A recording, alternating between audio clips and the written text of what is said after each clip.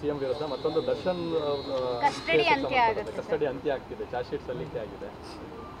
ಅದು ಕಾನೂನು ಪ್ರಕಾರ ಏನು ಮಾಡಬೇಕು ಅದು ಕೋರ್ಟ್ನಲ್ಲಿ ತೀರ್ಮಾನ ಆಗ್ತದೆ.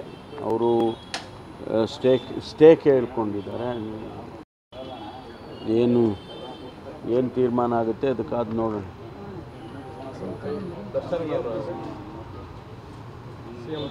ಇಲ್ಲ, ನಾನು ಹೇಳಿದ್ದು ದರ್ಶನ್ ಅವ್ರದ್ದು 17 ಜನ ಅವರು ಕೇಳ್ಕೊಂಡಿದ್ದಾರೆ, ಬೇಲ್ ಕೇಳ್ಕೊಂಡಿದ್ದಾರೆ. ಅದ್ರ ಬಗ್ಗೆ ಏನು ತೀರ್ಮಾನ ಕೋರ್ಟಿಂದ ಬರುತ್ತೆ ಅದನ್ನು ಕಾಯ್ದು ನೋಡಬೇಕು. ಮುಖ್ಯಮಂತ್ರಿಗಳದು ಅದು ಆರ್ಗ್ಯುಮೆಂಟು ಇವತ್ತು ಕೂಡ ಆರ್ಗ್ಯುಮೆಂಟು ನಡೆಯುತ್ತೆ.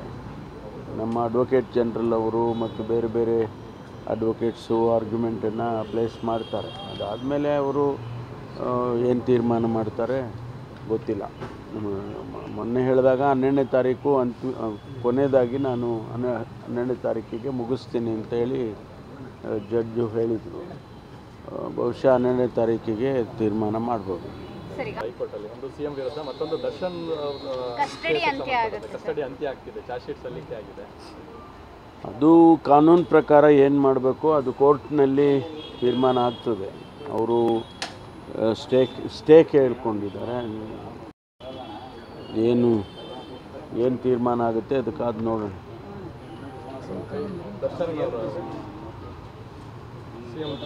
ಇಲ್ಲ, ನಾನು ಹೇಳಿದ್ದು ದರ್ಶನ್ ಅವ್ರದ್ದು 17 ಜನ ಅವರು ಕೇಳ್ಕೊಂಡಿದ್ದಾರೆ, ಬೇಲ್ ಕೇಳ್ಕೊಂಡಿದ್ದಾರೆ.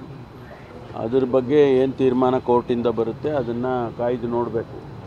ಮುಖ್ಯಮಂತ್ರಿಗಳದು ಅದು ಆರ್ಗ್ಯುಮೆಂಟು ಇವತ್ತು ಕೂಡ ಆರ್ಗ್ಯುಮೆಂಟು ನಡೆಯುತ್ತೆ.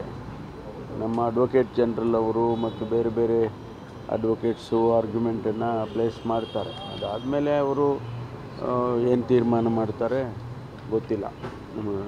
ಮೊನ್ನೆ ಹೇಳಿದಾಗ 12ನೇ ತಾರೀಕು ಕೊನೆಯದಾಗಿ ನಾನು 12ನೇ ತಾರೀಕಿಗೆ ಮುಗಿಸ್ತೀನಿ ಅಂತೇಳಿ ಜಡ್ಜು ಹೇಳಿದರು.